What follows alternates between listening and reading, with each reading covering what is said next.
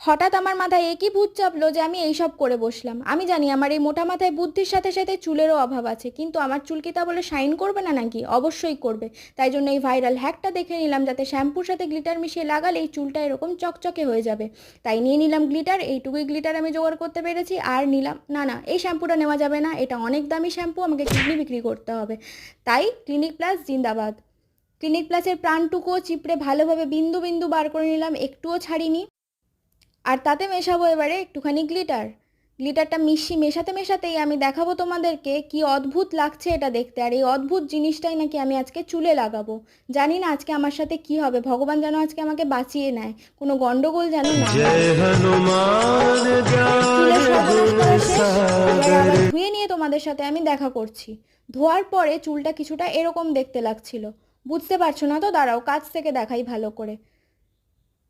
চুলটা কিছুটা এরকমই দেখতে লাগছিল, বুঝতে পারছো আশা করি।